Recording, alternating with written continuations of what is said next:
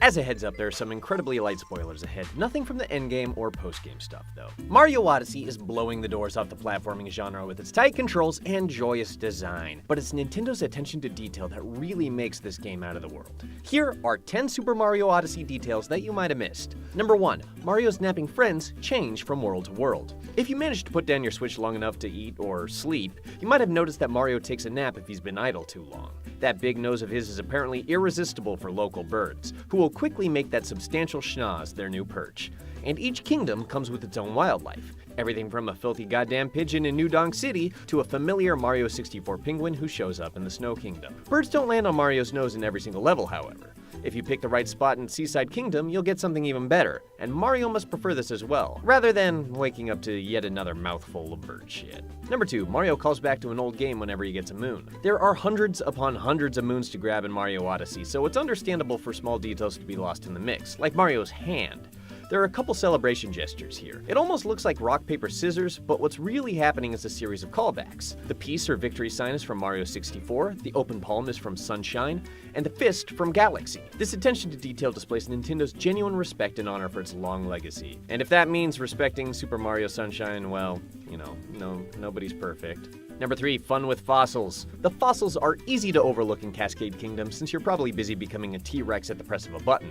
But if you look closely on these breakable mounds of dirt, you'll see prehistoric fossils that date back to the 8-bit era, which is only fitting for a Mario game. Number 4, the hidden features of Mario's ship. In addition to being an allusion to Homer's epic journey, the Odyssey is also the name of Mario's ship. You can add all sorts of stickers and trinkets to deck out the Odyssey, but the ship itself has a few neat wrinkles as well, including a couple secret entrances. Normally you walk into the Odyssey through the front door, but if you're feeling athletic, you can flip to the top of the roof and ground pound your way in. Or for a fun throwback, try the crouch button on the exhaust pipe. Around the front of the vehicle stands a globe used to travel and to deposit moons, but if you use it in a way that it isn't intended,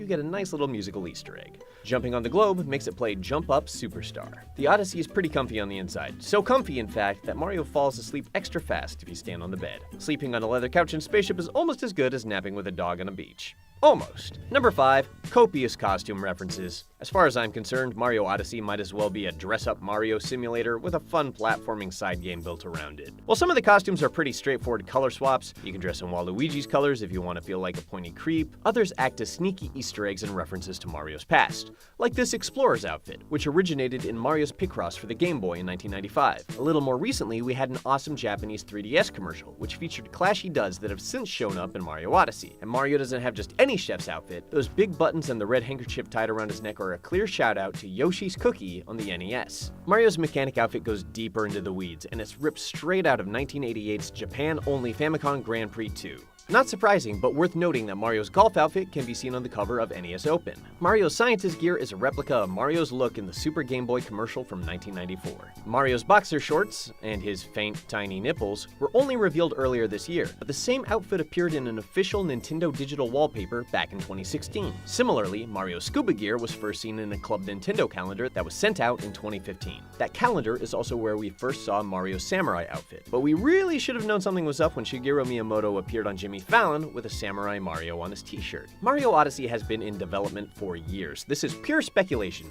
but these calendars and wallpapers and t-shirts sure make it look like we were getting a look at Mario Odyssey concept art without even knowing it. Which means, if Nintendo ever puts out strange new official art in the future, you probably want to pay attention. Number 6, stealthy musical moments. Here's a Mario Galaxy audio cue hidden in plain sight.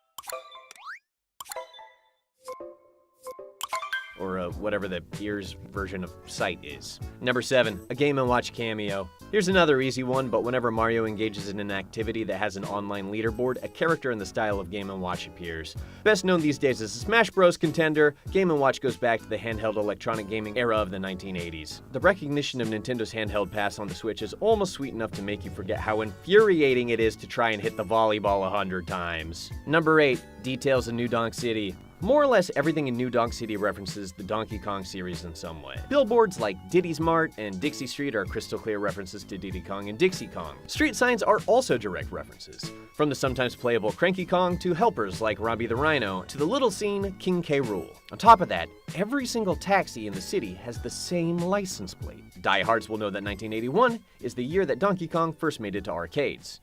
Number 9. Clever incidental dialogue. The translation team at Nintendo's Treehouse has been turning out fantastic work lately, and Mario Odyssey hides some of its best dialogue in certain situations, like when Mario is on top of a Sphinx's head, for instance. It really does seem like Nintendo planned for every eventuality. One of the best bits can be seen after you get a little too rowdy with this man's RC car. Super Mario Odyssey is one of the brightest, most joyous games in years, but sometimes it pays to be a little bit of an asshole. Maybe the best written touch comes during the wedding at the finale. No, that's not a spoiler. Depending on what costume you're wearing, Bowser might comment on your choice of clothing. If you should, say, wear Bowser's own wedding tuxedo, he'll compliment you on your fine taste. But when you show up decked out in clown gear, Bowser's willing to let you know that he's not a huge fan. If you really want to impress Bowser, you could wear Peach's wedding dress. And should you put on a certain brother's duds, Bowser just won't remember you at all. Green Mario just can't catch a break. Number 10. Nintendo knows expert players are going to try to break the game, and they reward those who do. Never before has Mario had more movement tools at his disposal. With so many options for mobility, including skillful hat throwing and bouncing, hardcore players are finding countless exploits and level skips. Like this one. At the end of that series of jumps is a gap in the railing, perfectly placed for anyone to see. They're inviting you to try to break the game, only to show you later on that they're onto your shenanigans. Look at this level in Sand Kingdom. You can backflip and wall jump your way to the top and skip over every obstacle. Pretty classic Mario stuff, but Nintendo knows you've thought of this, and they've left a little present for your hard work in attempting and failing to break their game. These coin caches can be found all over the place, and the more you have to go through to get there, the bigger the treasure trove awaits you. Nintendo could have left these little areas empty, or erected invisible walls to render them inaccessible, but those fat stacks of coins are a message to the biggest Nintendo fans. We see you, and we appreciate you for caring about our game enough to backflip wall jump into a cap dive on top of this ancient ruin. And if that's not a thank you card already, it really should be.